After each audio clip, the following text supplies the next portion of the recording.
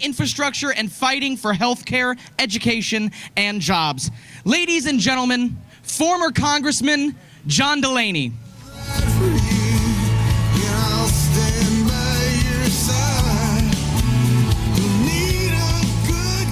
How's everyone doing? Is it warm enough for you? Yeah. And by this shows we're really committed, right? We're really committed for 2020, right? Yeah. All right. Well, it's great to be with you here today on this beautiful Iowa afternoon at the lovely cornfeed, and it's been a great last couple months for my campaign. You know, I've been to all of your 99 counties, right? I've actually been driving my dad's last pickup truck around all these counties. He was a lifelong member of the International Brotherhood of Electrical Workers, which is a great union.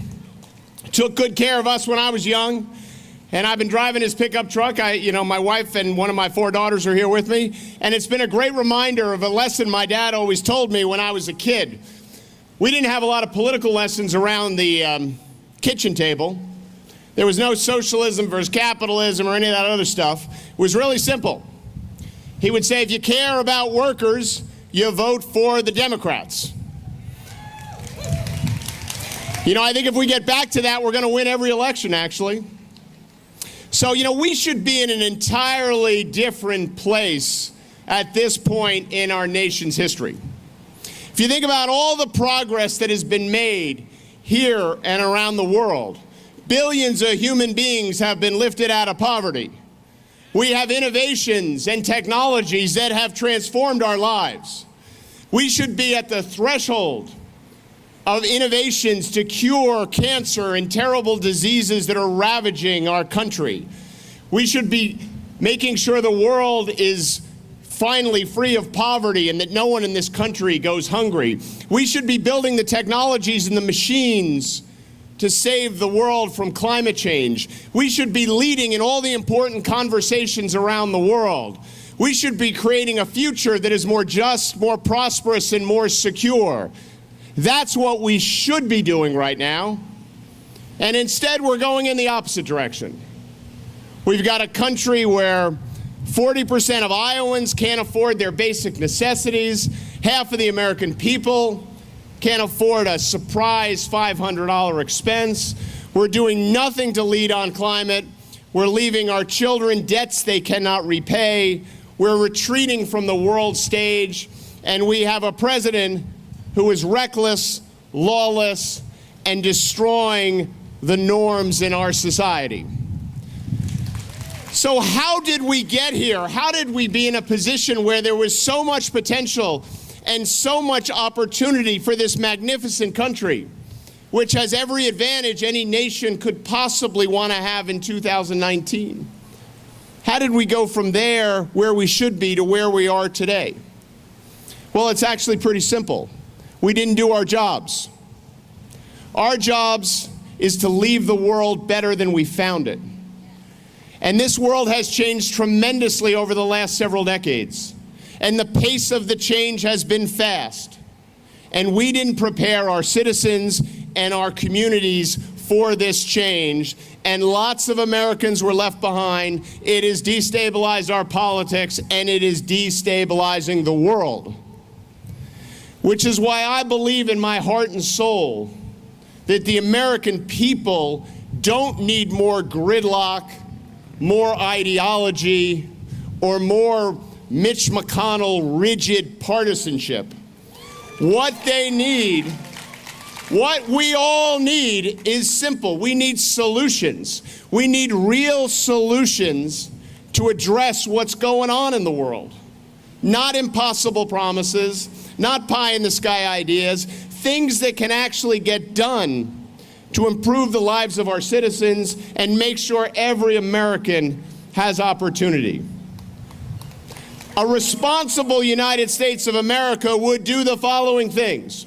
We would ensure that every kid has access to early childhood education. Full stop. We would ensure that every child has pre-K as a right of citizenship.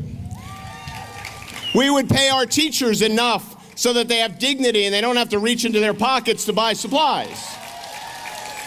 When you graduate from high school, you should be able to get community college or career and technical training as part of your public education so you get the skills you need. When you go into the workforce, you should have health care as a basic right. Everyone should earn a living wage by raising the earned income tax credit and raising the minimum wage and creating paid family leave.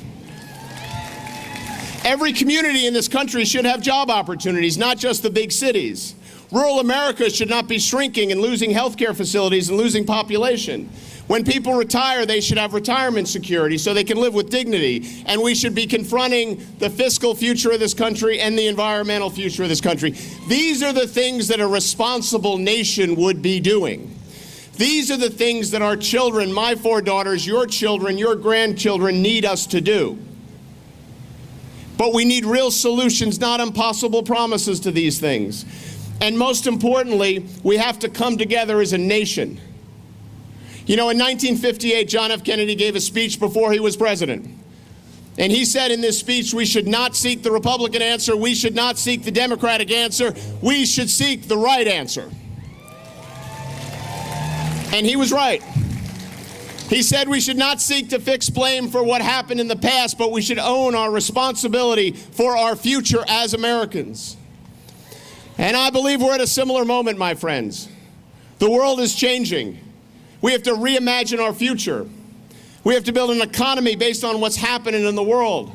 We have to create the new social compact that gives every young person the opportunity they deserve, no matter where they're born or the condition of their birth, that allows our workers to live with dignity and have jobs wherever they live, to make sure our citizens have health care and the basic needs they require in their lives, so that they can live with dignity and raise their family and contribute to this extraordinary country.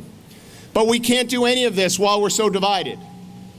We need a president who wants to restore this notion of common purpose, that we're all actually in this together, that united we stand.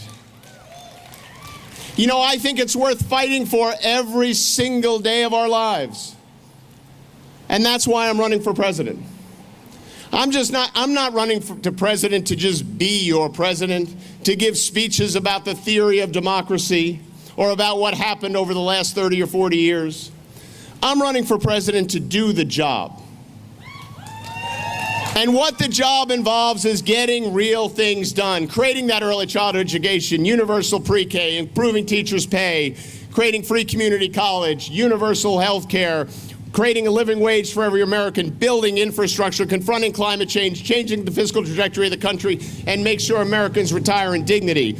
Every one of those issues, there is a way forward. We can find common ground and get them done, but we have to be committed in our hearts and souls to doing it. You know, I was born in a blue-collar family. I was the first in my family to go to college, and my dad's union paid for half of my tuition,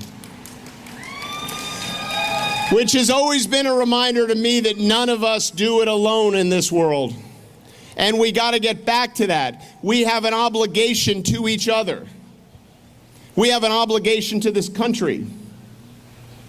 And if we stand up for those obligations, we can build that future. I became an entrepreneur. I was the youngest CEO in the history of the New York Stock Exchange and created thousands of jobs. And my companies were always voted the best places to work in their communities because I believed I had an obligation to give back to those communities. And then I had the privilege of serving in the Congress of the United States, where I was consistently ranked one of the most bipartisan members. But that's what we need. We need people who have gotten things done in their lives, because that's what this country needs. You know, the cost of doing nothing is not nothing. And every one of you and all the communities in this country, and in many ways the world, is paying a huge price for our failure to do the things we should have done a long time ago to prepare our country for the future. I believe it is the calling of the Democratic Party at this moment in time to step forward and be the party that this country so desperately needs.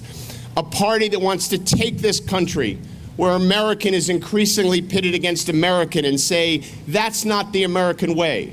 We're in it together.